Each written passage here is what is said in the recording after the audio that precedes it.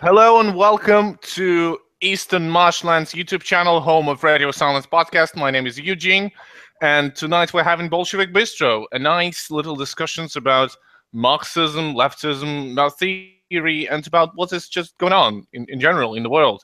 And tonight we have a very nice guest, a good friend of mine, Vanguard Marxist. What up, pimps? And tonight we will be talking about Praxis of 21st century. So, hi, Vanguard. How are you doing? I'm doing good, thanks. So, let us first begin with addressing some important issues. People who are in the chat, we see you. Feel free to chat with us. We will be responding to the stuff you're writing. Also, spread this stream out. Send it to your buddies. Send it to your little anarchist and Marxist groups and your little you don't have this word in English. What is it? A little circle, anarchist little circles. A Russian phrase, like basically it's like little groups, like underground groups, cliques. Yeah, and we have the word that is literally translated as little circle. Basically, so spread this thing out. And we begin with some announcements. First, we have a bunch of stuff in the description. You will find information about an amazing giveaway that we're having here on the channel. And it is a giveaway of Socialist Emulation medal. It's a real Soviet medal of 1975. And we're having our own Socialist Emulation, so to say. To win the medal, it's pretty easy. You go to our iTunes, and you rate our podcast 5 stars or 1 star, whatever. You just leave us a review. You take a screenshot of it and send it to the emlpodcast@gmail.com. So it's pretty easy. It's pretty good way to help us out, because this will promote our channel and promote our podcast. And we will finish the whole thing. The whole thing finishes on 8th of August. At 11:95 Central European time. No, it's not Central European. It's actually Greenwich time. Yeah, it's the sort of the time of the planet because it's situated in Europe. It's the closest to England. That's why it's the main time. Dude, how dare the British do that? Like, they just, we're the middle of the world. Yeah, but basically when they instituted this thing, they were the middle of the world. Yeah, imperialism. They don't fucking care. Also, we're starting a little book club, and our good friend, I and my good friend TK Jones, on the August 19th are going to have a discussion about a little booklet by Leon Trotsky, Fascism, what it is and how to fight it. It is a very interesting read, even if you're not a Trotskyist, even if you despise Trotsky as a person. Still an important subject to talk about, so we will have a look at what views did the left had on at that time in I think it was written in 1943. So it was basically during the war, and the fascism was a real issue then, and I believe it is a real issue today, and we will actually cover this tonight. Awesome. Yeah.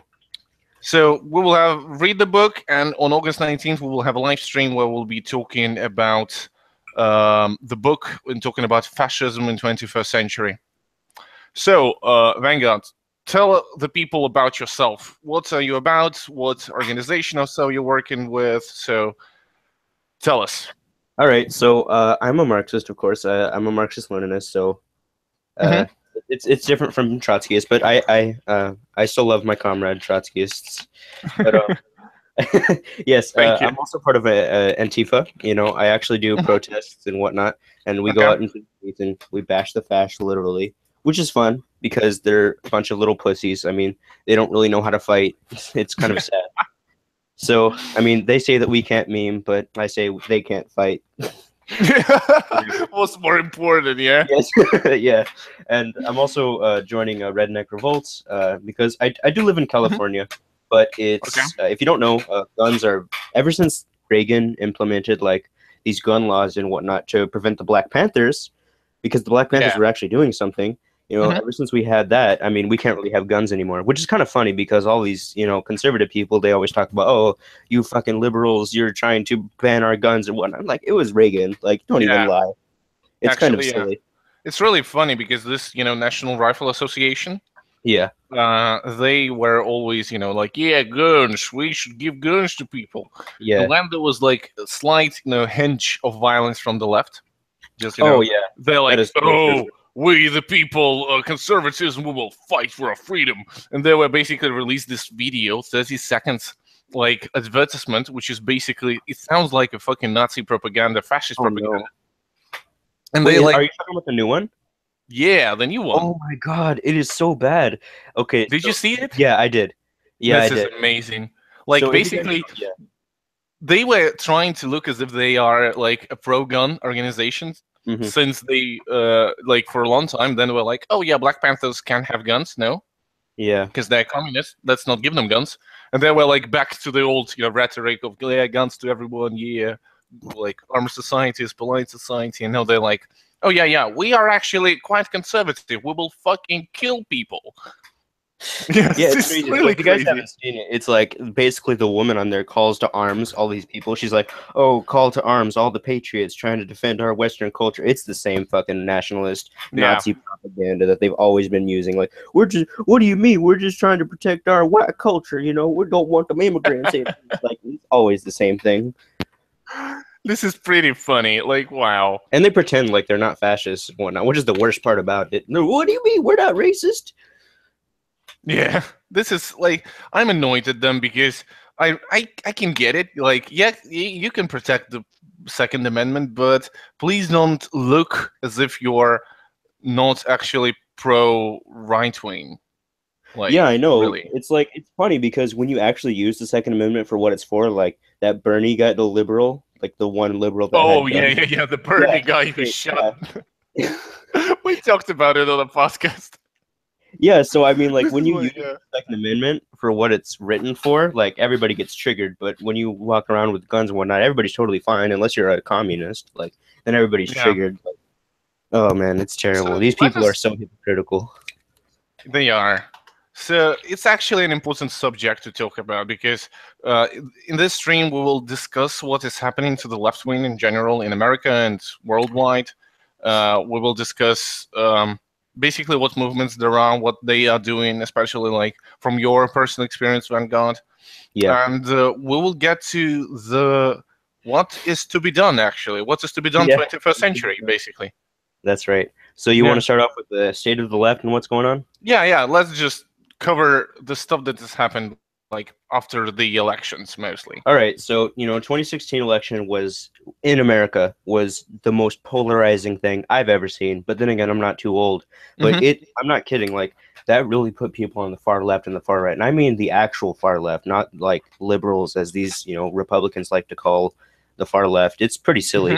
But it really brought people to the far left when they either realized that, oh, Bernie or social democracy is not going to actually get us there, voting for, bourgeois democracy is not really working in our interests. And the rise of Antifa as well has been super influential in getting people to join far leftist groups or at least be interested. From my personal experience, I've noticed that a lot of people that are a part of Antifa are, quote unquote, a part of, because if you guys don't know, Antifa is not an organization paid off by George Soros. Like, I'm still waiting for my George Soros checks. Same. We have about 12 hours of Marxist content, just, podcast alone. Yeah. Cost for something. I'm still waiting for the paycheck as if, no one is getting paid. We're ripped off. Like, we should, stop the whole thing. We're ripped off by the Jews. It's the Jews again. They're taking over. It's funny, these white supremacist people, they're always like, oh, the white is the superior race, yet somehow Jews control everything. Oh my god. Yeah, it's actually quite interesting. I remember Zizek talking about it. He said that fascism is a really interesting thing in terms of how it can completely destroy contradictions. Like, Jews are the ones who exploit German workers, and at the same, and they seduce German women. And at the same time, they are dirty and washed and educated, like filth of the earth, and somehow those things can coexist. Yeah, that's the thing about like fascism and just right-wing ideology. You can totally have all these different contradictions within your ideology, and you don't even care. I mean, like capitalism in and of itself has internal contradictions. I mean, we're Marxists, we understand that, but these people don't. And it's really sad to see just your regular townspeople, like growing up in America. If you guys don't know, very, very anti-communist, very, very anti-socialist. Anything that's left is like, even liberals are considered communist, which is funny because like Bernie Sanders is considered a communist here, and like Bernie Sanders across the world, like people are like, I don't know, he's kind of conservative. He's just a social democrat, you know, he's just a regular guy. So it's really weird. I'm still waiting on Obama bringing Muslim communism to America. Or the FEMA camps, yeah. Yeah. Still waiting for the FEMA. I'm still waiting on that. FEMA camps, yes, exactly. Like, I have, if you Google, like, Obama communism, you will find so many amazing right-wing propaganda memes. Yeah. It is so funny. Like, I remember actually doing it, and I've seen, like, a bunch of, finally we have black supremacist, Muslim communist in the White House. Maybe we should call it the Red House from now on. God, it's like so this is crazy. And now you look back and realize that, oh yeah, Obama actually did a bunch of like normal American imperialist stuff. Yeah, like the Gaddafi. bombs are always keeping dropping. The bombs always keep dropping. That's the thing about American imperialism. It doesn't matter what you do at home. When your foreign policy is about killing just poor brown people in other countries, the bombs will always keep dropping in the name of imperialism. That's the thing. Exactly. It doesn't matter what side are you on. Yeah. And people are frustrated with it. And that's why, basically, among the alt-right, I've seen a very interesting thing. So they have a bunch of, like, ironic and unironic racists. Yeah. And Nazis and whatnot, fascist nationalists. And then they, like, were all for Trump. And then Trump bombed Assad. And, like, Paul, after that, just like was completely annihilated, exploded with people who were cucked by Trump, because some of those people actually are not actually like fascists. They have a very strong minority of not a strong minority, it's actually a strong majority of people who are like libertarians and whatnot. Yeah. So like for isolationism, lower taxes, and like all this stuff. Yeah. And that's why it's very interesting to see how, it's all backfires now, because the machine is impossible to stop just so easily, with a right person in the right seat. That's why I think this whole radicalization is going on. Yeah, seriously, because I think people are starting to realize that, because I see seeing these memes on Twitter, or whatever, where it shows like emojis of all the presidents and whatnot. It's just a bunch of white people, and then you show like a black president, and now you show like an orange, or you show like a demon at the end. And it's like, no, you people are not getting it. All of these people were demons. Like, I mean, all of these people were doing imperialism. Like, I don't know what you're talking about. Like, people are starting to realize, that all of these presidents and all this bourgeois democracy is not actually helping the working class at all. And so it's good to see that people are realizing it, but it's these liberals that keep fucking everything up, of course. I don't really think it is the liberals still, They are trying to use it as their own talking points, Yeah, but they always focus on dumb things. It's okay. If you've ever seen like those UFO conspiracy people that talk about UFOs and they circle these red circles on images and whatnot. See, there's a UFO and whatnot. Yeah, red circles everywhere. Liberals are like that, but they put a red circle on it. They understand that there's a problem, but they don't get it, and then they talk about the wrong things. Like, they'll talk all day about, Russia, but they don't talk about what, like, okay, I'm not a person who is, like, for Bernie. I used to be, and that's one of the reasons why I'm saying that people who are for Bernie originally, they can be radicalized. They seriously can, because they understand that there's a problem. They just don't understand that it can only be that it can only be realized through revolution. So, yeah. I don't really, even not that only, because I believe that like armed old school revolution is one thing, but also the whole idea of radical left ideology being mainstream, and to have people actually supporting radical leftists in public sphere, not on the internet, but like in the streets. Yeah, yeah. To actually have, a communist mayor of a city, to just have like minds of the people exploded. This is a thing that, the push should be done for, I believe. But we will talk about this a bit later, because it's a very complex thing. The tactics of the left, what should that be doing? Let's just talk about a different subject first. Okay.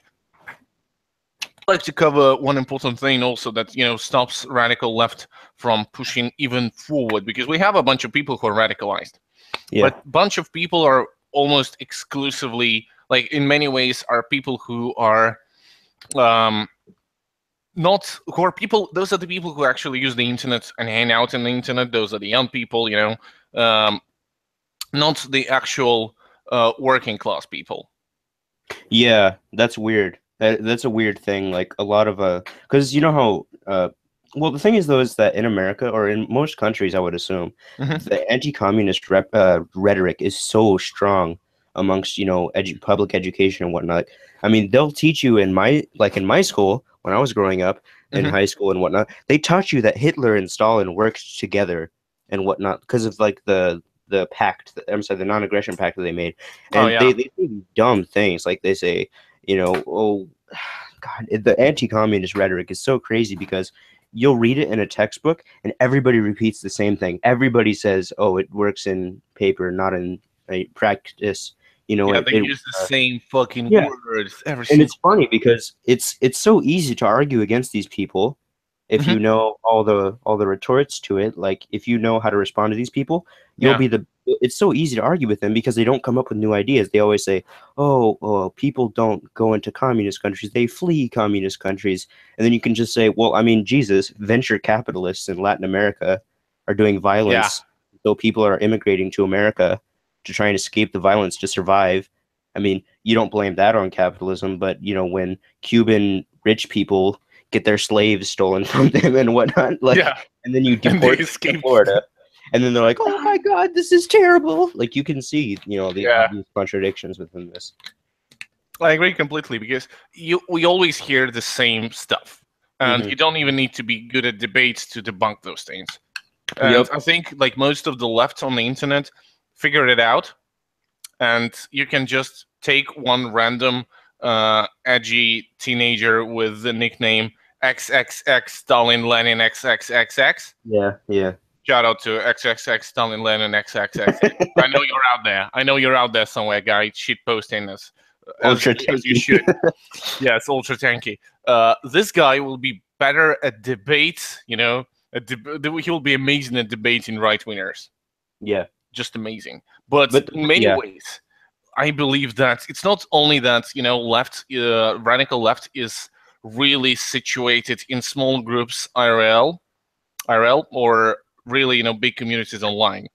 It's not only that there should be this push towards mass appeal. In many ways, is not happening because the old school proletariat is mostly dead. And by that I mean the idea of the working class industrial workers. It's mainly in the third world. Like I'm not a reactionary third worldist, but I mean people like Jason Underwood are right in many ways that the third world, that's where all the production is happening. That's where the revolutionary potential, the most of it is there.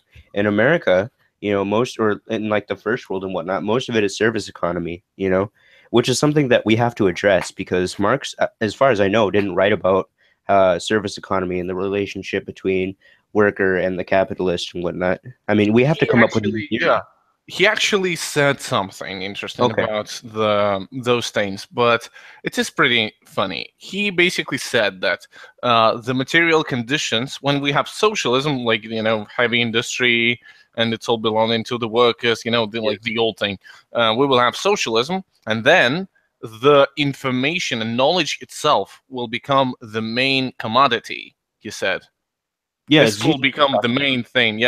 I remember Zizek was talking about it, and it didn't happen. Like, yes, now we have knowledge, software and service economy, all those things. Non-material stuff is being the main thing that pushes the economy forward. Now we have it. But it's not free because they limit it to themselves. They keep it for themselves and whatnot, which is so weird. It's the craziest thing because Zizek in the video of what he was talking about, he said knowledge is anti-capitalist, and so it's really amazing. Yeah, that companies like iPhone and whatnot, they keep their software hidden. They keep everything hidden, which is, by the way, I recommend using Linux distros and whatnot to go and use for your computers because it's all community driven. That's pure socialism, pure ideology, Yes, exactly. It's like, basically you're not buying Windows, or you're not, for example, when you're like buying a disk of Windows, and you're not buying it, you're renting it. You're renting the knowledge out.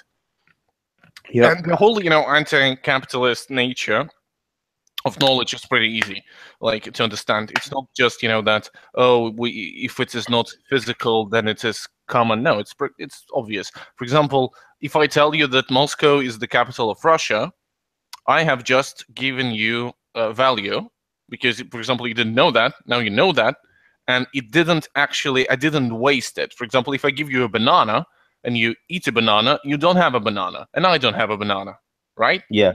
If we share knowledge, if I give you or sell you knowledge, now you are able to give it to someone else. Yeah, so it's not consumption, it's something else. Which is interesting. It is consumption without actually consuming. Yeah. So it is really anti-capitalist. But now, in our day, we have a serious, pushback from the capital itself, trying to restrain the knowledge, trying to restrain the whole notion of spreading out the information. And we see it almost everywhere. We see it in, like, for example, not only, in renting out software, we see that scientific developments. For example, excuse me?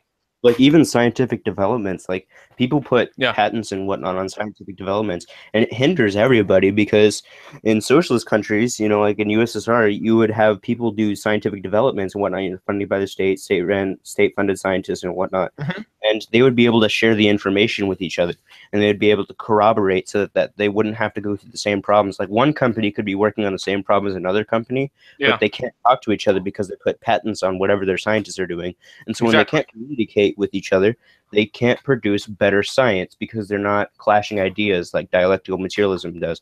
Thesis, antithesis, synthesis, Yeah. So a great example is Martin Shkreli. The reason why there is no, like, he increased prices tremendously on a very important pill. Was it remember the story? Or I'm not sure what the pill may be. I'm not really sure what the pill is about. What is the pill? But basically, he increased price for, like, a tremendous number. And the problem is, free market economy tells us, like, free market theory says that, if he does it, then there will be a new business that will sell it for much cheaper than him, and this will drive this person out of business, right?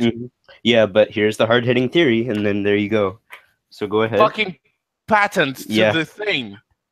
Yes. And nobody can do this pill except for his company because, like, intellectual property. And nobody can do another pill like that because they will need funding, like, for example, a better pill, No, people need funding, like research and development, and tremendous amount of resources should be spent on it. But unfortunately, all those things are belonging to big pharma companies. Yeah. Who are not actually into sharing market with anyone, except for, like, a small amount of companies. Yeah, and even if they wanted to do funding and research and development for disease research, like curing cancer and whatnot, they're not going to do it because it's not profitable. Like, we could go and solve all of Africa's problems with diseases and whatnot, but it's not profitable, which is one of the reasons why Cuba, because they don't really have a profit motive, they do things based on need, not on profit. Yeah. Because they're not capitalist. So they send out doctors all across the world. And I always say this, and it's so true. America, their main export is bombs. Cuba, their main export is doctors. I mean, you can totally tell the difference between these two countries. One is very poor, one is very rich. Obviously, their priorities are set straight in Cuba. I know. This is like when your ideology is based on expansion, you do expansion. If your ideology is based on internationalism and worker solidarity worldwide, you do the stuff that is related to that. You get what you have, and you help people. Yeah. For no money. Like, they didn't help only socialists. No, they sent people to Ebola. Like the one of the latest things that happened is the Ebola outbreak in Liberia. Was it Liberia or? I'm not sure what country it was. It was somewhere. No, I think it was Liberia and some country next to it. Basically, Cuba sent a bunch of doctors there, and they were the front of helping people. And really, all those things are getting blocked from spreading out. This propaganda, the anti-communist propaganda, has been ravaging the people for years now. Yeah. And all this, push to the new type of production has completely demolished the old proletariat. Yeah, which is why we need to build a new working class rhetoric, which is why I encourage. I think Mao Soldiers. Shout out to Mao Soldiers, by the way. Yeah, I always shout him out. We always talk about him. Okay, by the way, I hope Mao Soldiers will be on Bolshevik Bistro next week. Oh, great! We'll talk to him personally. Yeah. Okay, so he was talking about in one of his videos that we should not focus on liberals, trying to radicalize liberals. We should talk to the people who are the working class, which unfortunately they're mainly right-wingers. But even if you just talk to them, personally, like if you don't use the scary words like communism, socialism, worker distribution, redistribution of wealth, dictatorship of the proletariat, like don't use those words. Describe what they are, and then tell them, what do you think of that idea? They tell you, wow, that's great. That's a good idea. We should do that. Why aren't we doing that already? Exactly. And it's because, and then you can say to them, anti-communist rhetoric is so strong.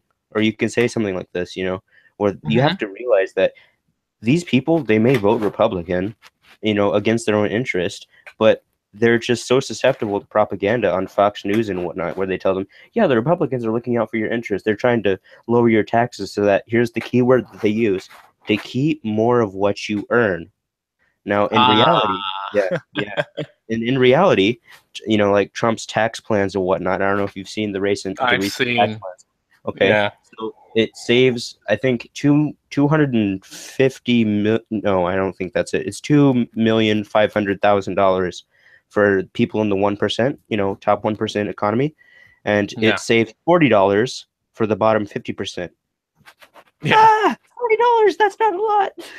Exactly. This is what. Yeah, this is keeping more of what you earn, right? And this is what they think it is. And they're completely lied to. And then whenever something bad happens, they always blame, oh, it's these communists and the Democratic Party.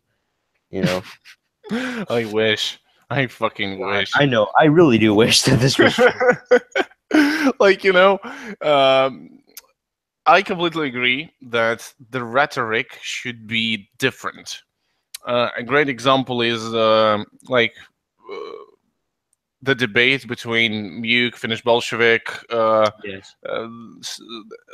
Badmouse, Sargon, and the other two. Wait, what's the CEO guy? Yeah, and then academic agent, quote unquote academic agent. Yeah. You have your opinions on him, do you? Oh God, I was just arguing with him this morning. He is so stupid. We memed him a little bit. So because he just started reading Lenin, right? And he found out that Lenin was wanting state capitalism so that they could have, industrialization, the NEP, and he said, if Lenin was there in the debate, he'd be supporting the capitalists. And I sat there face palming so hard. So we took the meme of him and we said, the floor is understanding socialism and understanding historical context, and then we put his face on it because he's so stupid. And now everybody's replying to me, saying, oh, what is the context? What is the context? And then they're the first ones to say, every time, oh, we know everything. You communists are so stupid. You don't understand anything. And then they do things like they obviously don't know what they're talking about. Or they say, like the CEO guy, he said that he understands Marxist theory. And so, because he was a Marxist in his youth, he said. Yeah, that's what he said. He was a leftist, yeah. And so I said, I was arguing with him the other day on Twitter because I like to argue with these people because they're so stupid. Yeah. By the way, you can follow Vanguard Marxist on Twitter. Link in the description. Oh, yeah.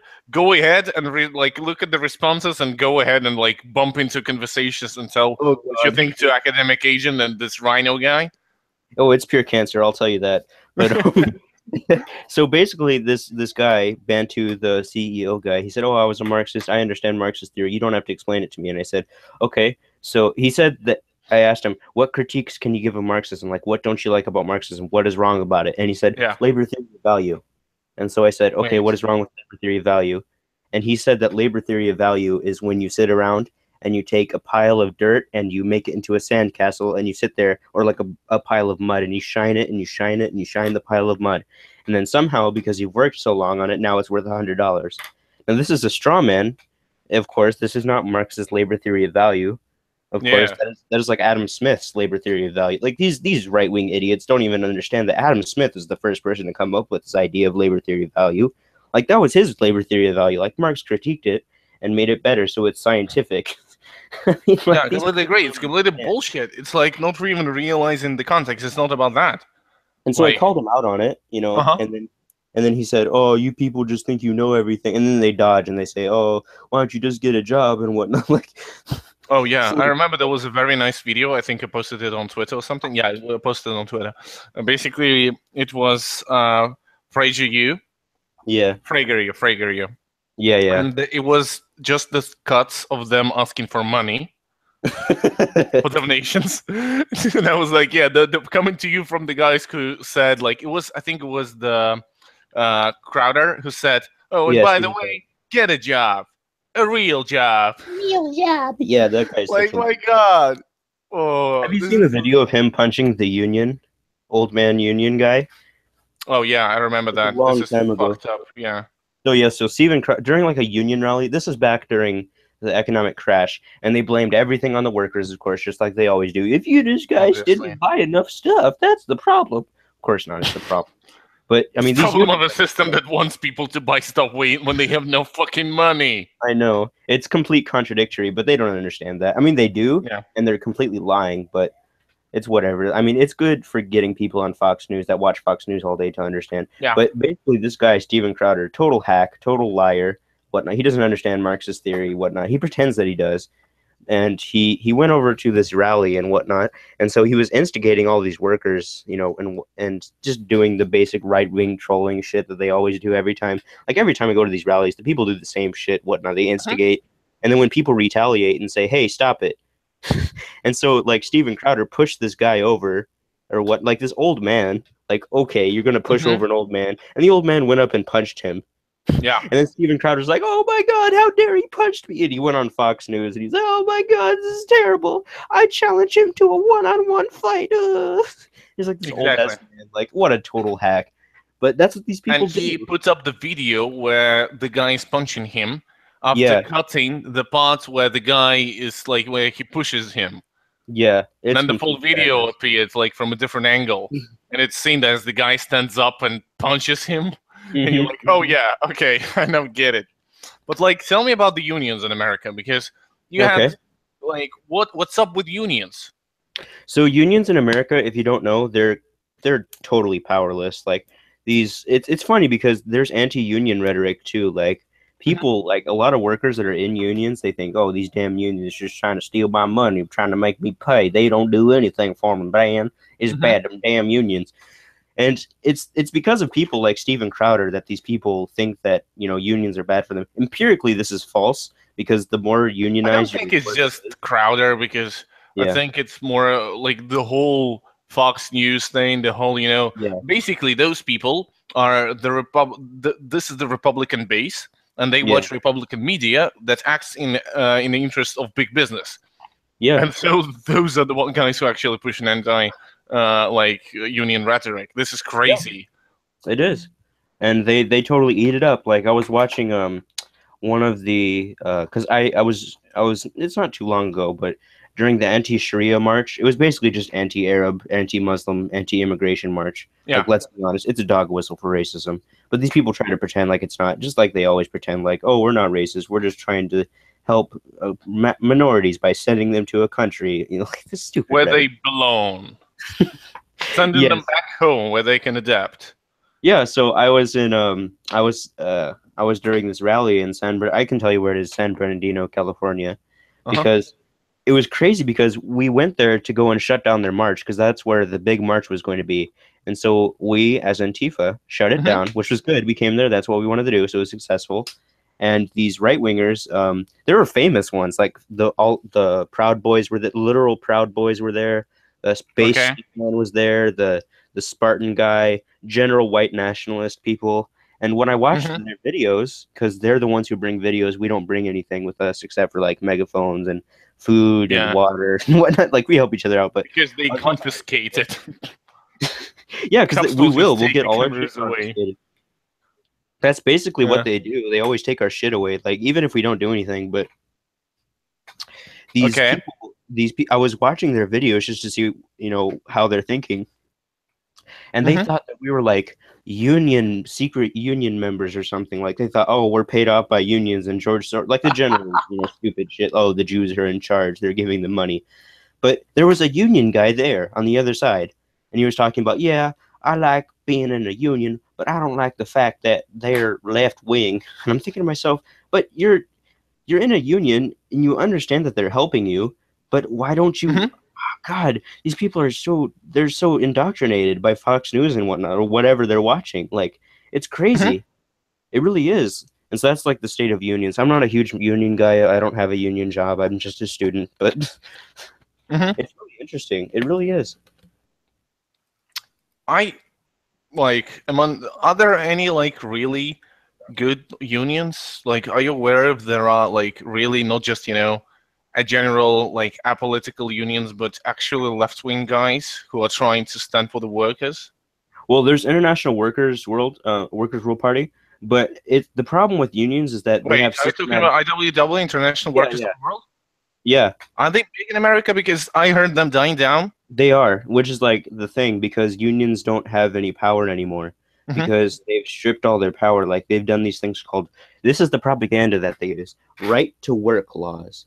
Now you'd think that's good, right? Because people that don't know anything or know any better, like they see, oh, right to work, that's great. I want a right to work. Yeah, that's what we want, actual right to work, full employment, or whatnot. But here's what it does. It lets people be part of the union without paying for it. So it demolishes the power. And so they say, oh, it's mandatory to be in a union, but you don't have to pay for it. So now all the unions have all these people taking all the money out of it, out of the union, all the benefits out of being in a union. They don't go to the marches. They don't go to the protests. They go and participate in union meetings, and they don't pay for it. So it destroys the union's powers. And that's just one example. There are many examples. If you had a union guy on here right now, he'd be talking about all the laws that pretty much destroy unions in America. Yeah, it's terrible. So that's the state of unions in America. To the extent of my knowledge, and I'm not too well aware about it, but I know some stuff, Yeah, I've heard an amazing thing about IWW. I think we covered it on one of the podcasts, but basically there was an event, a pro-Trump event somewhere in the States, like a local one. Okay. Gathering together to discuss like the first 100 days of Trump or something. Yeah. And they were like, so they were gathering in the city hall, and a bunch of anti-Antifa. Oh, so it's just fascists. Fascist, white nationalists, racists, who were shouting N-words at the people, like the Pole guys, the Kekistani people, basically the alt-right. Yeah. They wanted to join them. They wanted to join their thing. And they said, yeah, let's go. We will go and we will tell people that we are proud white Anglo-Saxons. Oh, God. And IWW with Antifa were like, oh no, this is fucked up. We should stop that. And they came to the pro-Trump organizers and said, okay, here are the screenshots of what the people who want to join you are posting now. And they're like, yeah, white lives matter, white genocide, like send black people back to Africa, this kind of stuff. All this shit. Yes. This is going on there. And they're like, okay, we don't want you here, guys. We don't want to actually like have the literal fascists in Yeah. the in the thing that we're doing, and Antifa and IWW said, okay, we won't let them join you, and they made basically a line of people protecting the Trump rally. Okay. And anti-Antifa came over, and they were outnumbered, and they were shouting, "Those are communists! You're siding with communists! We are You're literal pro-Trump!" Nazis. Like, oh my fucking god! Like, And pro-Trump guy was standing with an amplifier and saying, "We don't want you here. Please go away. We don't support what you support." which is pretty funny because Yes. it's good. It's good PR for Antifa. I don't suggest doing this because I don't like working with these liberals because they don't really know what they're talking. And whenever you do start talking with them, they just say, "No, we just need to be more peaceful." You know, like Wait, don't were I talking about liberals? No, I'm just saying like it's a good PR to protect like people. Like you know how Red Guard goes out with literal guns and protects like Antifa rallies. Yeah. The thing in places with no gun laws, I mean with no gun rights, is you can go out and protect like liberal marches, which is kind of what we do most of the time. So it's kind of good PR because we kind of stand there and we watch to see if there are actual fascists there, because they're there. We can see them. We know who they are. We have their faces. Sometimes we have their faces. So we go in and then we go in, tell them what's up. And if they want to fight, then we'll fight, and then the police will arrest us. It's funny because whenever they attack us, the police arrest us. Whenever we say, "Hey, get out of here, Nazi," then the police arrest us. Have you always arrested personally? No, and I'm very lucky. I've always been trying to stay away from the police themselves. I mean, I'll go up there, but the problem with like cops around here is that they will literally kill you if they have pistols with them. But usually, what they'll do is that they have rubber bullets, and they'll shoot them at you. And I don't know, but if you've seen rubber bullets and whatnot, but it's funny because they bring police into middle schools and whatnot to try and scare them, kind of. Because I remember being in middle school and seeing the rubber bullets like hit the wall, it like put cracks in the wall, like the cement wall. Yeah, and it's just a rubber bullet, but they can seriously like damage you, but they don't kill you, and then they throw you in jail and make you pay money and whatnot. I've been lucky enough not to, but I don't go to too many protests, so maybe I just have to go to enough, and then I'll be arrested. Yeah. Like, to finish off this with IWW, the protest was a great success. You can find video, like if you Google IWW Trump rally, you will find it. It's amazing because they didn't let the fascists join the Trump rally, and the Trump people were very respectful. And they said, "Thank you very much for your help. This is a great way to start the conversation." And they were like, "Yes, we can like talk about stuff, and we can." They reached out to the working class people, and that's they said, what you're supposed to do. Yeah, that's people all the time talk about left unity. That's good. We need working class unity. Like that's what we need more. Exactly. Now I'm not saying ideologues can disagree. Yes, whatever. Like mostly, like the internet communists are ideologues. We are ideologues. We are the people who talk about politics. We are the people who are like the foundation of the internet vanguard, class conscious ones, like whatever. We are not like the proletariat. We are working class people. Like almost completely every single one of us, like the majority, like the stagnating majority, are actually working class people. But we are not the working class people that needs to hear our truth, our side of the analysis of what is going on. Yeah, which is why I encourage people like Jason Under, like what I like to meme on Jason Under. He's still a good comrade. Again, like this is my attitude to Jason. He's an amazing. I love his video, but he's borderline memey. I know. He's on this line. There is this line where on one side you're okay, like whatever, you're doing your thing. And on the other side, you're completely fucking ridiculous. And he is still standing on the normal line, but he's so close to the line. I know. It's pretty funny. But him being on Press TV and him doing news, that's something that we need more of. Like, we need more people doing news. We need more people talking about current events. We need more people going out in the streets and whatnot. And we can always say oh, just go out in the streets and protest, go out in the streets and organize. Like, but if we just say these things, it's kind of a cop out. Like, we need to talk about how to actually do it, like how to start up YouTube channel, how to talk about news, like, and give Marxist perspective, or like even anarchist perspective. Like, we don't have any anarchist news as far as I know. I mean, maybe they're just like underground because anarchists love to be underground. Maybe. Like, let us, before we move to the thing about the tactics and the modern left, let us cover some other stuff. G20. G20 in Germany. God. The biggest Black Bloc event in history of fucking Black Bloc. How many people were there? 15,000? Over 10,000. Over 10,000. It was amazing. It's really amazing. The photos, the videos there, it's just beautiful. It is beautiful. I saw this funny video. How explicit can I be on this channel? I'm not gonna like, I just want to ask. Don't shout out, no, just people. Oh no, I'm not gonna shout out at people. I'm just saying that it was funny because there's a film of when the G20 protest was happening, and the Antifa, Black Bloc and whatever is taking like cocktail Molotov and throwing them in rich people's eyes. There's like somebody, like this couple on the roof, or not, like in their balcony having sex and watching all of this. This is amazing. I know, it was so funny.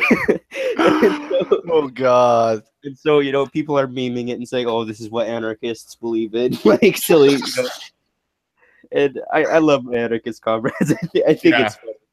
You know what bothers me? I'm sorry? You know what bothers me? As a Trotsky, as a Trotskyist, a bunch of Trotsky like newspapers, because Trotskyists do newspapers, obviously. Yeah. If you guys don't know that name, they do. They wrote that, oh my God, those people who raided the shops, they give bad, like, they scare the proletariat off, and they show the bad side of the movement, and this is not good. Oh no, this is so bad. We shouldn't do this. And they're like very negative about the whole G20 thing. Yeah. From what I know, it's it's above 10,000 people who participated in the Black Bloc, were fighting the police and were standing there in black. About 500 people were actively raiding the shops. Yeah, it's not like a huge majority of people. Like, that's the thing about news in general. They always say, oh, these anarchists are taking all of our stuff. Oh, no. I mean, but they're not doing it to, like, small businesses. I hope to God they're not. Because that would, like, I talk to these anarchists that actually do this shit. They're always like, yeah, whenever we go and raid or whatnot, we're not stealing from small business and whatnot. Like, there was this one anarchist friend of mine, who I'm not going to give a name, of course, but he has a kid with him.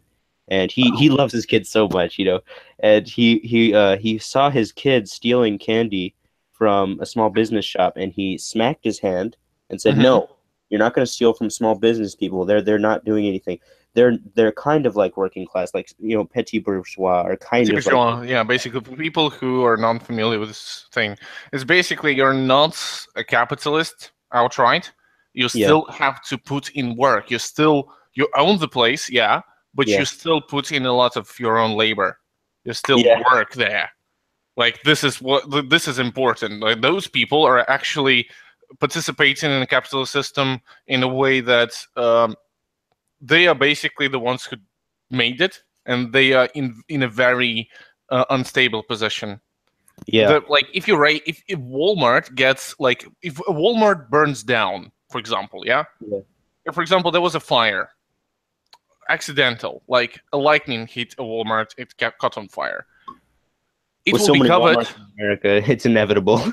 Exactly, because if you just spit somewhere, you will spit in the Walmart. This is like a phrase in Russian. Whatever you spit, you spit at something. Yeah, because there's so much of it. Basically, the how it's called, I forgot the word. Wait, not social security. It is covered by the agency. Like, if accident, insurance. Yeah, fuck, my brain just collapsed. No, you're fine. You're fine. The brain fart. Insurance. It will be covered by insurance. Completely. Like, if it is raided, it was most certainly covered by insurance. Yeah, whatever. Like, it's totally fine to raid, you know, all these different places like Walmart. If you're into Keynesian economics, fuck, this is like an old parable of the broken window. If you break a window, this creates jobs for people who fix windows, and so you're moving the economy forward. Perfect. Like, this is the greatest thing that can happen in the neoliberal economy. But my issue is different with that. Not only that, the whole idea that raiding is bad is questionable, but the other thing, like taking people's stuff, is always considered to be negative. But let us approach it from a different standpoint. Okay. It is not exclusive for the leftists to raid things when they protest.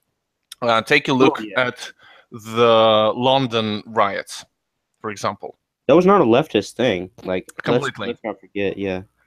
They still raided because this is what happens when the protests erupts and protests go out of hand. Protests will go out of hand, and so stuff will be raided. And the question should be asked whether we should condone every single participant of the rally or not. And I think it is a bad move for any leftist organization to outright say, yeah, fuck them, they did something illegal. Especially since we're in such a small minority, we should be not doing that at all.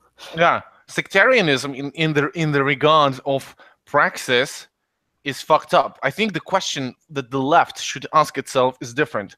How can we use this thing to capitalize on it? Yeah, like, can we actually sell newspapers to those people? This is the question the Trotsky newspaper should have asked. Like, can we actually sell the newspapers to them? Like, it's not about, oh, those people are bad, we're not about it. No, how can you turn it to the other side? How can you turn it to the positive side? Whether you can. You know, this is another question that should be asked. Like, have you seen the video, turning to another subject to cover everything that is like, what's Redneck Revolt? Have you seen Sargon's video on it? I was just watching it. I threw up in my mouth. He released it like an hour ago or something. Yeah. Yeah. So, what do you think of Redneck Revolt? You said that you are planning to join them, or are you part of them? Yeah. So here's the thing. I heard about them, and I talked to them on Facebook, and you can as well. And they sent me. They said, "Oh, we're going to have a barbecue. Like, we're going to do a meeting." And so I went to the place, and it was so fun to meet, you know, different types of leftist people. There was even ultra left people there. Ultra left by meaning what? Like armchair people. Oh, the armchair. Anyway, I like making fun of these people, but people like, they're not Luxembourgists. They're how would I say it? They're like Bordiga, like they always say, read Bordiga. I read more theory than you. I'm smarter. Like, yeah, you know, these people. Like, even they were there, and they were still talking about theory. Like, oh, you Marxist-Leninists, you don't get anything. Like, it's inevitable. Why should we be doing anything? I think it's funny, but they were still there, and there were lots of anarchists, one or two Marxist-Leninists. There was funnily enough, there was a transhumanist there. Oh, a transhumanist, like once like pushing to the idea that we will be robots. Yeah. I completely agree with this. Like, but I don't think we should count on it not being part of capitalist system. Not rich becoming machines, transcendent super machines. Which I think is a good thing. Like, let's be honest, I think that's really cool. That would be a very beneficial thing for the human race, to be able to store memory larger. Well, we have the ability to store it, but the ability to connect all the time with people, which would be pretty interesting. And to fix our, you know, biological flaws or whatnot, like accelerate evolution, I guess. Yeah. But, like, the question, do you like them? Do you like them? What are they actually about? Yeah, so when I went, I'm sorry, I got off my point, but when I went there, I started talking to these people, and they're regular people, you know, they work all, you know, they're actual working class, by the way, which is really good for a movement. Like, it's good to have actual working class people. And actually, which is funny enough, PSL was there too. Some PSL, if you guys don't know, PSL is another party that I'm thinking about joining. PSL? Yes, PSL, Party of Socialism and Liberation. They ran a candidate last year, and that's how I heard about them. So that was pretty good. And a lot of people were there. I went there People were making food for each other, doing regular California things, smoking weed, talking about punk bands, talking about regular California. It wasn't all white people too, which is one thing I was kind of worried about. Like, oh, is it going to be like, we're not racist. We just want a separate group for ourselves. Like that's what I was kind of worried about.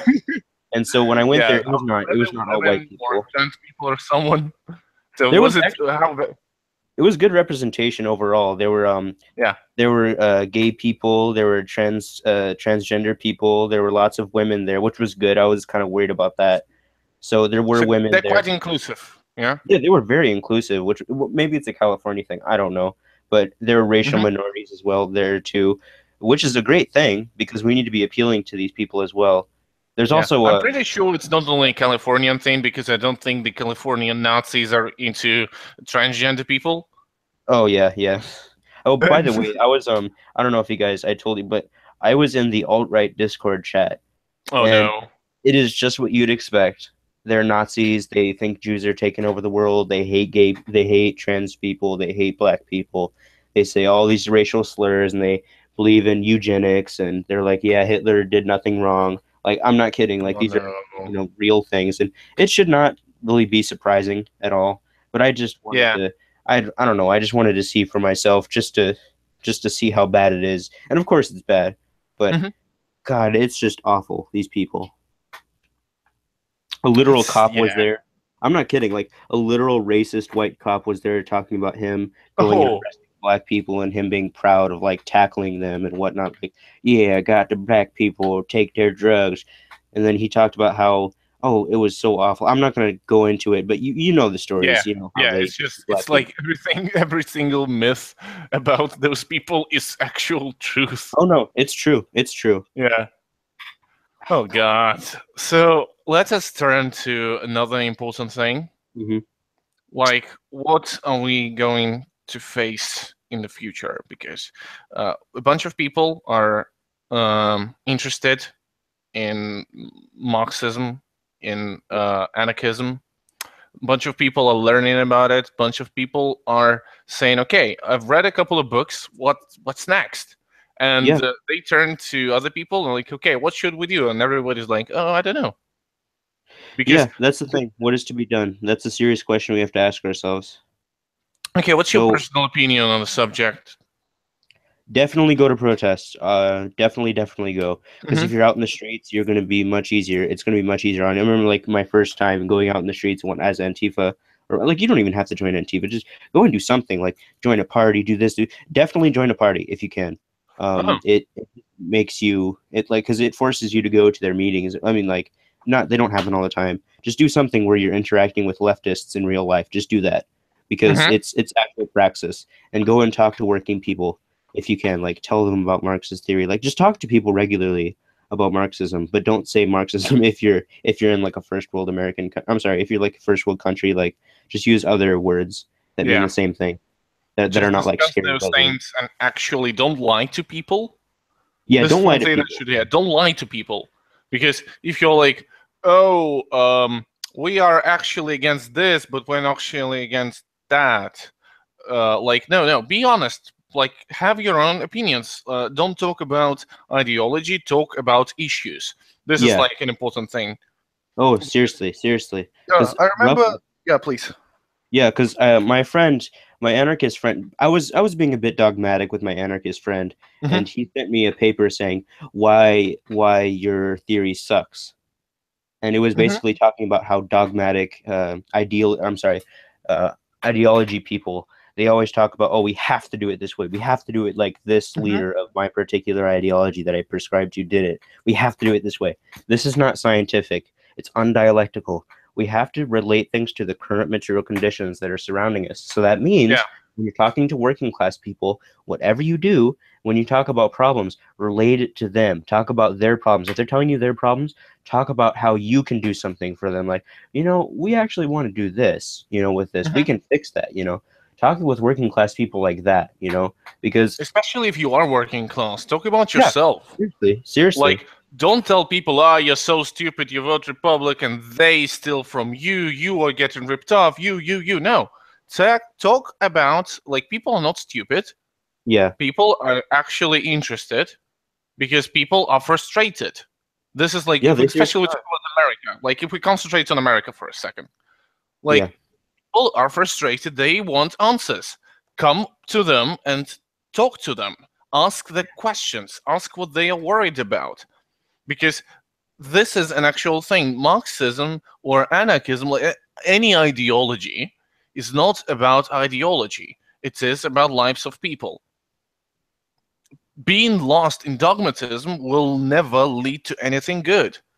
Like, let us look at, like, amazing movement in American history, amazing political party, the Black Panther Party. Oh, that's got to be my favorite. The Rainbow Coalition and the Black Party has got to be my favorite leftist movement, because they actually did stuff to the point. Now, it's sad that this happened, but they were actually doing things. They were actually going out in the streets. They were protecting people. They were giving out breakfast, giving out food. They were actually doing things. And that's, when you're doing good, that the CIA is going to be on you.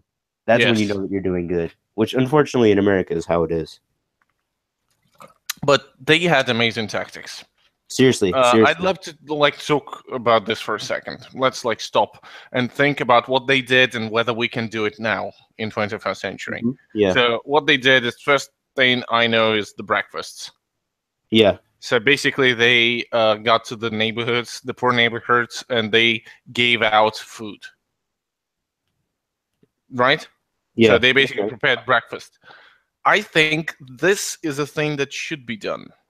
Yeah, I don't know why it's not being done. Well, actually, I do know why, but because the cops will take your stuff.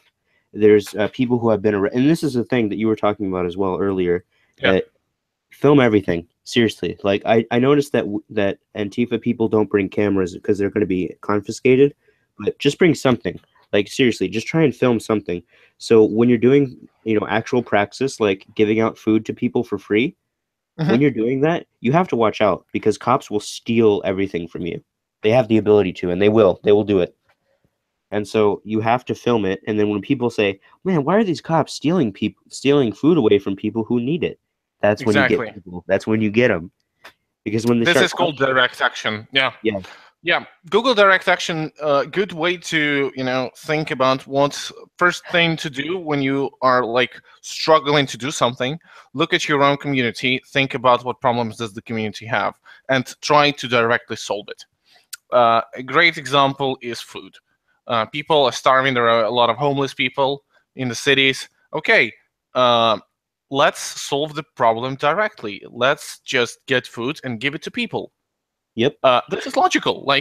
When you see a problem, you want to solve it. You don't go to the government and petition, get 100,000 people to sign a piece of paper so that government will build a soup kitchen.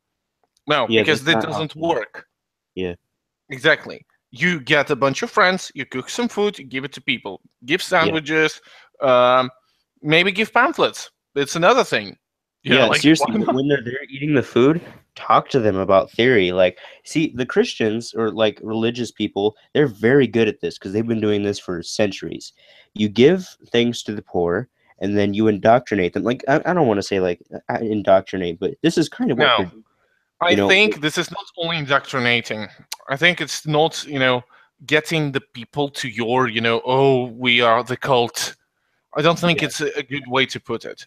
I think the right thing to actually do is to talk to people in the following, ask them questions. Seriously. Ask them about their life. Talk to them as a human being talks to a human being. Ask them questions of how they got into the situation they are in. Talk about politics. Ask questions ask their opinions and try to figure it out. If the person is interested, share yours. It shouldn't be just, for ideological purposes, because that's just dishonest. It's not really, about promoting your political ideology. It's about actually getting out there and solving problems. And if you have to push for political change as well, because this is obvious. Please. That's one of the things that the Black Panthers did, which I really liked, which was kind of interesting. And now you put it into perspective for me. But Mm-hmm. they've always, because they were going to be killed either way. But this is how it is in America. Unfortunately, I mean, like when you have a minority group, actually doing things to help their communities, that's Mm-hmm. terrible, right? Yeah. So when they would go on TV and talk, they wouldn't say directly that we're doing this in the name of communism, Marx and Lenin, Daddy Lenin, whatnot. They wouldn't say that. They're saying we're helping our community, we're doing this, we're doing that, because people respond to that more than they respond to praise Lenin. So it's funny. You have to actually, like I was saying before, you have to relate the problems to the person. You have to talk to them about their daily life, like you were saying. So all these things are true.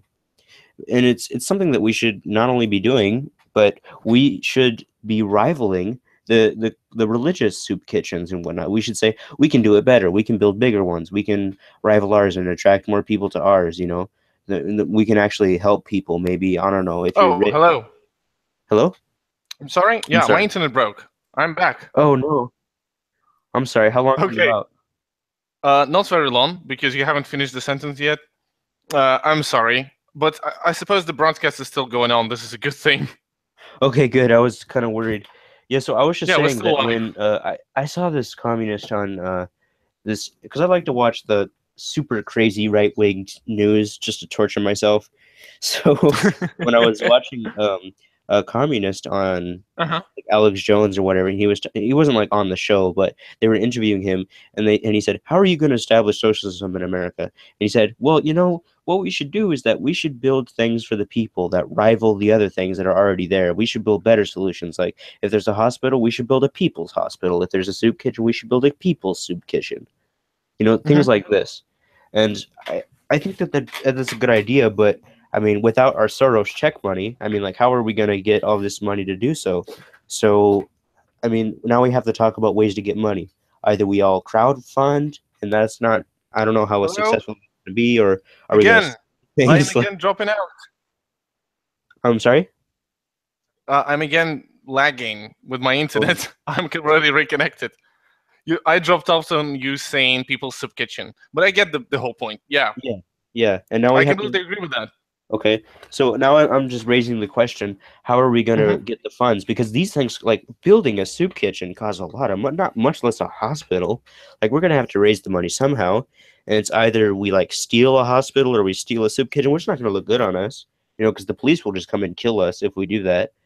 Mm-hmm. So, I mean, we can either steal food. I mean, not steal food. I mean, we could steal Look, food, but there is I'm a not bunch sure. of things.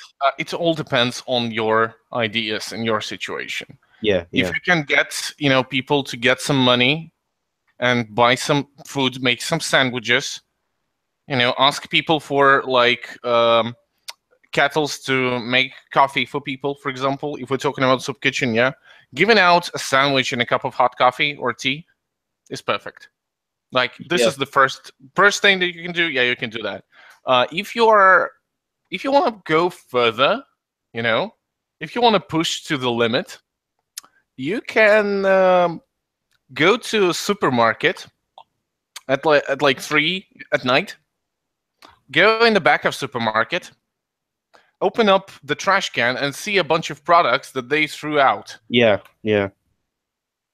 This is the And thing you they can do still use because it. Like find the stuff that's still most of it is still usable. This is the food waste. They throw out stuff that is actually completely eatable, but because this banana is bent a bit differently and this apple is not that sellable, we should throw it out. Yeah, that's the thing about Check if the capitalism. food is It's super okay. wasteful. And so like we Yeah. should take advantage. Again, and you use this. I Yeah. know, but one point, it's illegal. You know why? Because it's private property. Yeah, so you have to When you mask up. it's yes. It is if you want to be very edgy. I don't recommend it because it's not really legal, and I Yeah, don't want of to course. promote illegal stuff. But still, it's a legitimate thing that you can do if you want to push far. But still, getting a bunch of people to do a little help to the community is always great. And Yeah, this is like one thing that you can do. I have another proposal. okay. Another thing that is really nice. What you do is that you talk to the people who are involved in politics. Right-wingers, a bunch of left-wingers, liberals, whatever. Well, if you want, like, first reach out to the people who are actually are doing something in your community. Find a political party, find a group. People that are into politics. People are into politics mostly. I'm talking about those kind of people. People who visit marches, you know. Give out pamphlets that say that capitalism is bad. And, like, the point of this thing is not to talk ideology. Like, never talk ideology. Ideology is not for the people. Ideology is for ideologues that discuss, like, it's great for... It's great to talk to us, like with each other, like have an argument about the role that this politician had in their, you know, country and so on. What I'm saying is that talk about issues and talk without ideological stuff directly to people. You give out pamphlets that, for example, state the issues with capitalism and how it's, you know, for example, relationship between money and state. Yeah. Explain it in a small text and leave a link to a website where I can learn more about it. Yeah. A lot of political parties are doing it. A lot of, like, leftist movements are doing it. Join them. Try that. Or start your own stuff. Which is also, like, really... Yeah, to go off of that. I'm sorry, go ahead and finish your thought if I'm stepping over you. Yeah, I was trying to say that if you don't have a political party, a political movement, you can start your own. If you don't have a union, you can create a union using the IWW platform. They actually teach people how to create unions there because they are all run democratically. Yeah. It's amazing. Like, and if you don't have options, do YouTube. Talk to people online. Like, people, which is nice. Like, even like debating people online is better than just sitting there and I don't know, like making memes and like laughing at people. Like, I like making memes, but when people use them as arguments, sometimes I do, unfortunately. But I mean, you have to actually sit there and talk with people about these things, because a picture with like snarky comments and making fun of like capitalism or like having Porky on there, it's funny. I mean, like, you can use it to make a point, but you have to actually give, you know, critical responses or detailed arguments against whatever you're talking about. Like, don't just use memes, by the way. I'm kind of against that. But like you were saying, like, even debating with people is hard. But it's like, it shouldn't be the basis of your arguments. Yeah. Like, haha, I have a picture that states my points in a funny way. No. It's about actually engaging people, calling out on the bullshit. When the right-winger says something silly, you say, no, that's wrong. Look at this book. Look at this source. You're lying. Expose them. Yes, if you want to make videos, great. You know what we use for the podcast with me and Paul? We get my phone, which is, by the way, Huawei P8 Lite. It's a cheap version of a previous version that I bought on the paying plan. I turn on the mic, the recording function, put it on a table, and we talk for an hour. That's fucking it. No, now I'm using like a cheap ass headset that I'm not really sure why I have it. Maybe I stole it from somewhere. I don't think I stole it, but it costs like $5 or something. Like, that's it. I have a microphone and I have Google Hangouts.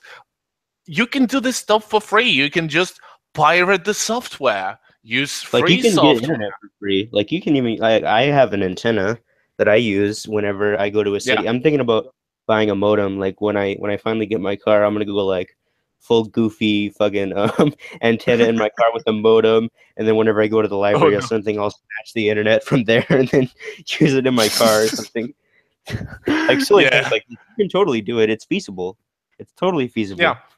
Agreed. Like, when I uploaded stuff on the internet, my home internet was terrible. I took my laptop, I brought it to the coffee shop where I know there is no problems with Wi-Fi.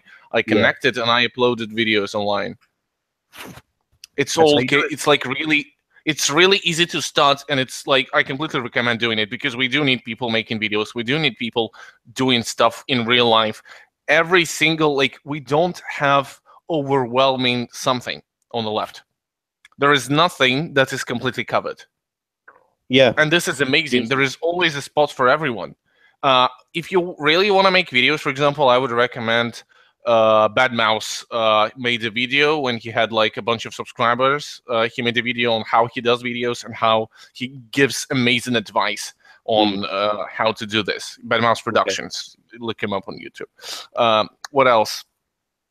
If you want to start things in real life, look at organizations that you have locally. Reach out to them, look at them, talk to them. It's great to be friends with the local leftists. Like, seriously, I agree with that. It seriously is. I mean, like, people like Antifa and whatnot, they have stickers with them. They usually have stickers with them, and they post them on, like, telephone poles. I see them, not in my city, of course, because, you know, poor people are mainly, they have to work, like, 9 hours a day in the blistering sun. Like, where I live, it's a lot of immigrant people, and they get treated like shit, so... It's not, you know, something like going out and protest. It's not something that's on their mind. What's on their mind is trying to, you know, keep their family afloat and whatnot, because they don't have any wages. Like again, you know, talk to the people. Actually talk to the people.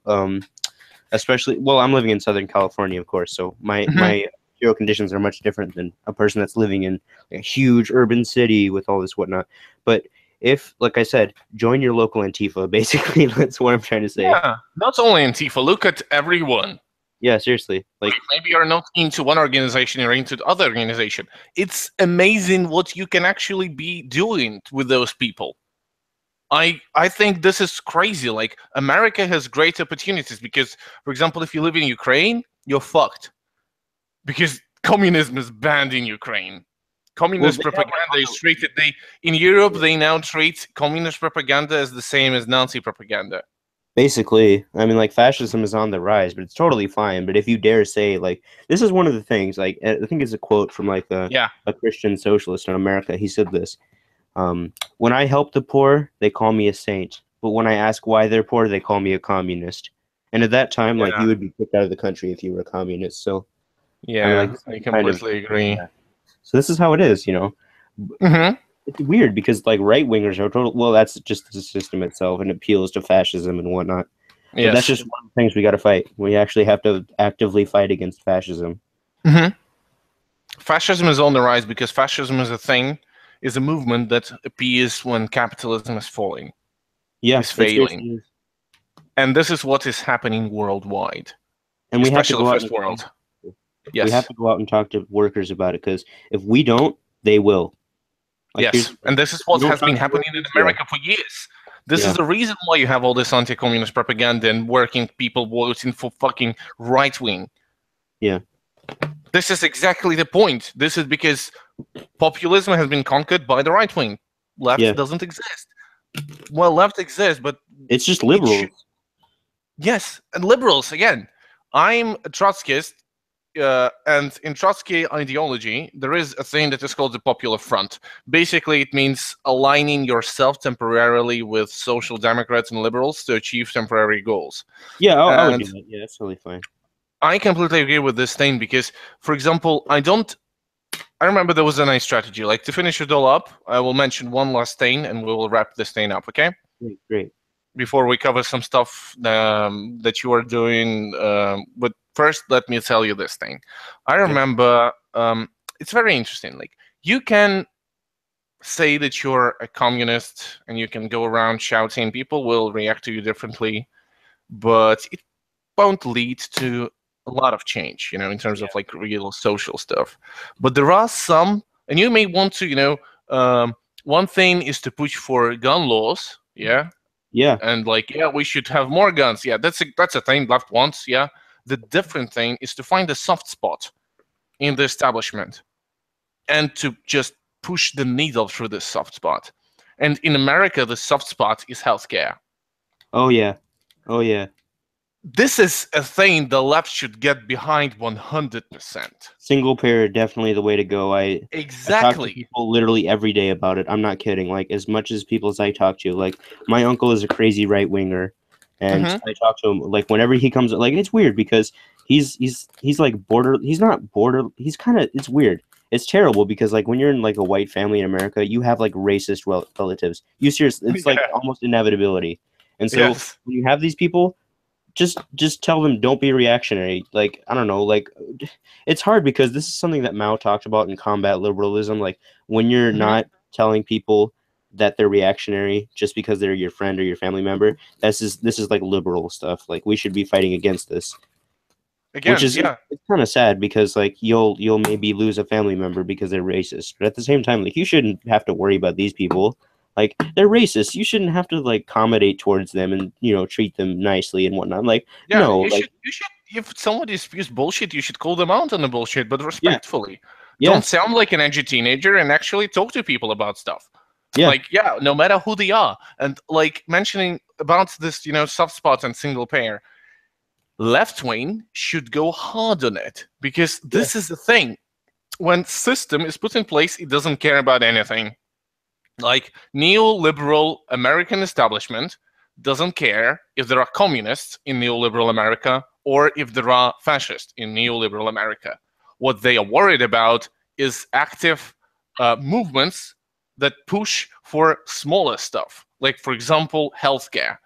Why is it important? You can talk about, we should bring communism to the world. People will start to ask a lot of questions, like, what do you mean by that? What is that? What is that? Are you being utopian? Blah, blah, blah, blah, blah. It's easy to get lost.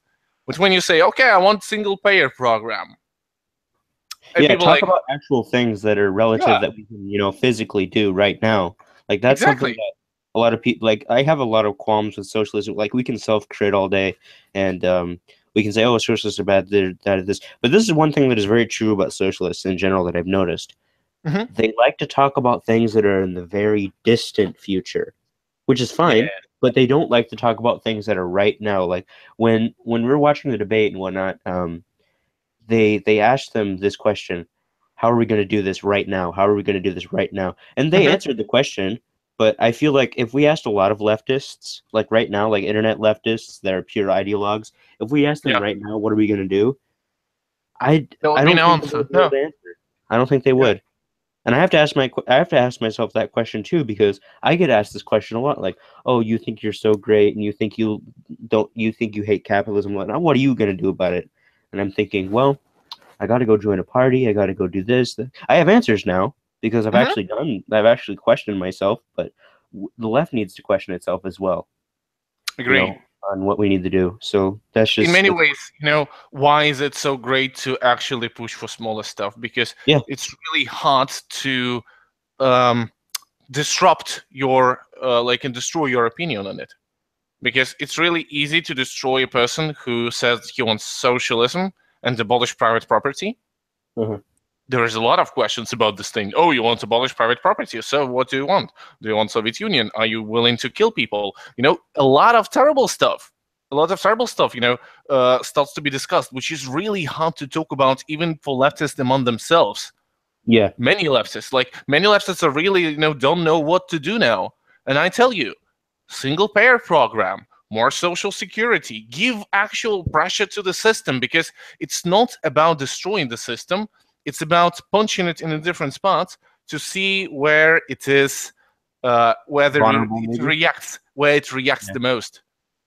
Because they are not afraid of, just like a bunch of Red Guard people in Iowa. Yeah. That, or Arizona. Was it Arizona? Yeah, it was Red Guard in Arizona that came out with guns and was standing there. It's one thing, The second thing is actual, protest in Wall Street saying that we should tax the rich.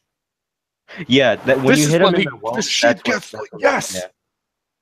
Like, this is exactly my point. Don't just have, if you don't know what to push for, see what they hate the most and do that. Yeah. Seriously, that's great revolutionary praxis, which is one of the reasons why I wasn't a leftist during Occupy Wall Street, but goddamn, I wish I was during that time. What did you think of them at that time? I'm sorry? What did you think of them at that time? You didn't really think about them? I knew that they existed, and I knew that they were trying to, but the thing was, maybe how long ago was that? 2011. I think I was a liberal, maybe. Oh. I don't think that I was. I think I supported them and was like, oh, that's cool. They want more money. Okay, that's cool. But I was, But I didn't understand, what was going on. I feel like that's how a lot of people look at these things. Like they're not that into it. I mean, like we're here every day, being bombarded with like Yes. anti-communist rhetoric, or we're out there spewing like communist rhetoric. Like that's what we do every day, like internet communists. But regular working Yeah. people, they're just sitting there like, I got to go do this check. I got to go take care of my kids and whatnot. Like that's what they're thinking about. So we got to relate things to them. And again, we bring it back to the working class. We got to relate problems to them, because that's the people that we're appealing to, because that's what fascists are appealing to. Because if we, Yes. like I keep repeating this, but it's so important, because if we're not appealing to the working class, the fascists, they will definitely, and they already are appealing to the working class, but they will appeal to them more. And so that's why we got to seriously protest smaller things that help working class people. I completely agree with that. Let us wrap this thing up, but before we go, tell us about the little Zapatista thing that you have going on. Yeah, so this is something that, is related to like, direct action, doing something. So this is more of like a promotion type of thing. But right now we're planning to buy coffee from Chiapas, Mexico, from the Zapatista land, basically, and we're going to buy coffee from there, and we're going to buy sugar from Mexican working class people that are living in Mexico right now, and we're going to try and ship that over here, and we're going to take the coffee, make it at protests, like every protest that we go to, and give it away for free. And that's very nice. Yeah, and so it's going to be, something like more of a promotion. We're going to dress up in full black bloc, whatnot, make coffee for people for free, and it'll be something that people will put on news. So it'll be something that people will see. And the worst thing about it is that, we're not rich people, so we need money. So we're asking. And it actually is expensive, because Zapatistas are all decentralized, and they actually want to pay for schools, the money that it goes to schools, right? Yeah, that's right. All the money that is going to buying the coffee right now. Well, basically, we're trying to raise $200, which is going to cover 10 pounds of coffee. I'm sorry, like 20 pounds or 10 pounds of coffee. We're trying to buy 2 small hand press coffee machines, because we're trying to buy inexpensive stuff, so that we don't, if our stuff gets taken away by the police, then it won't be too much of a burden on us. So we're also asking for donations for raising the funds to have the coffee itself, and the tables and the signs and the whatnot. And we're also wanting to when we're there, we're asking people for donations and whatnot. Like, we're not going to charge for the coffee, because the way that we've ran it, the way that we crunched the numbers, each 8-ounce cup of coffee is going to cost like 40 cents, for us to make. And so this is something that we can pay for, of course, but we're trying to use the money, the excess money that we make off of profit, if people are donating to us. Because if you say donate, then people will throw out more than what is, like, if you ask and say, force people to pay 40 cents for every little thing, people aren't going to have change, or whatnot. They're going to ask for change. Like, just say donate, like, just throw $1 or whatever. Like, it doesn't really matter. We're not here to make profit for ourselves. We're here to go and support our comrades in Chiapas, Mexico, who are trying to build schools right now. And we're also trying to spread class consciousness among, like, liberal protests. Like, that's the main target. We go to liberal protests in full black bloc, and we say, hey, do you want some coffee? Because that's things that in America people like. Yeah. Like, basically educating them on what. I think I'm getting feedback. Is it something? Is it your side? Yeah, I guess I get feedback from you. Not hearing. Wait a second. Yeah, because like my mic was going through your computer, and I was hearing myself. Now it's okay. No. It fixed itself. It's fixed itself. It's okay. So basically, like, educating them on what are the Zapatistas, what is happening, who are they? I think it's great. Yeah. And I think this is a thing that should happen, because it's not about like, oh, fuck the liberals. Liberals are scum. Haha, liberals get the bullet too. No, don't do that. Talk to people. Yeah. Literally, don't agitate, talk. This is the biggest strategy. Like, if you want to take one thing away from here, in your personal life, if you're interested in leftist ideology, if you're learning about stuff, you're watching YouTube, you're watching our channel, by the way, subscribe, don't agitate, talk to people, ask questions, propose solutions. This is like one thing that will be a tremendous help to every single leftist movement out there. Seriously, and so that's why we're trying to raise money. You can go ahead and donate to us. This is kind of like a shameful promotion, but we do kind of It's need not to make, shameful. you know, Yeah. we're trying, and we're not out making profits for ourselves. If anything, any excess like labor surplus, we're going to be using for gas to go there anyways, because that's expensive as well. So you know how it is. Yeah. So basically, you can look in the description. If you don't have the link, you can sorry. Reload the page. Yeah, I forgot the word. You can reload the page. It will load. You will see the link to the U-carrying. Also, there you will find Vanguard Marx's YouTube channel. He has one video there as a response to one of the right-wingers. Are you planning to do more stuff? Yeah, I think I'll be uploading things in general. I like to. If you guys don't know, I love arguing with people. So this is one of the things that's kind of hard for me to be not dogmatic, because I love being dogmatic and saying, "Oh, we'll just do everything like Lenin did or whatever." Like, of course not, we're going to do that. But sometimes I revert back to being a dogmatic Marxist, which is bad. So yeah, I love arguing with people. So. We have Hangout servers. I'm sorry, we have Hangout places where I go and I argue with right-wingers all day long as entertainment. This is basically your kind of entertainment. Yeah, so I love it. I'd love to see more content for you. I've seen your video. It's pretty dope. And I hope you will do some more stuff. It's really... Yeah, apparently that guy wanted to write a response, so we'll see. We'll see. Oh, so you will have a whole beef going on. Yeah, apparently. But, I mean, I feel kind of bad because in my first video... I was kind of making fun of him, kind of being mean to him. I shouldn't have done that, but at the same time, like, the first thing he said was like, "Oh, you just don't understand anything. You're just a stupid Marxist." Like, okay, whatever. Oh, fuck. I know it's really hard not to be mean, but the thing is, though, is like when you're arguing. I just want to say like one last thing. Like, when you're arguing with people, if you fuck up on one thing, then they will push it all the time. Like, if you don't source every single thing that if you make one claim without a source, dismissed. Like, basically. Yes, completely. And so you have to every single thing you talk, every single thing you mentioned doesn't count anymore. Just because you made a mistake. Yeah, didn't give a source. This happened in the debate with Sargon, this thing. They just ignored stuff because, this is crazy. Like, even when you do give sources, like, you won't expect them to read it. Like, Muke was... If you guys were watching the debate, in the beginning, Muke was saying, "Oh, falling rate of profits, automation destroys markets." Great, he said that, but he didn't hammer on that. Like, that's one of the things that I feel like they could have hammered on, like saying, "How are you going to address this?" Because the capitalists, they were always asking questions like, "How are you going to handle this problem in this obscure idea, like total straw man, and what's going to happen?" And then the socialists, they should have asked questions: "How are you going to deal with these very real problems that are happening right now? How are you going to deal with them?" That's what they should have done. Yes, exactly. Because it's really, if we talk about Praxis, it's about addressing the direct problems that are in front of people's eyes. Yeah. This is the thing this is the point of direct action. This is the point of where agitation happens.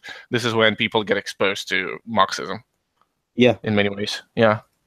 Okay. I had a great time talking to you. Thank you so much. It was so fun. And thank you for watching, people in the chat. We've seen you. Hello, everyone. I hope you enjoyed watching it live, and people who are watching the recorded version, again, thank you for watching.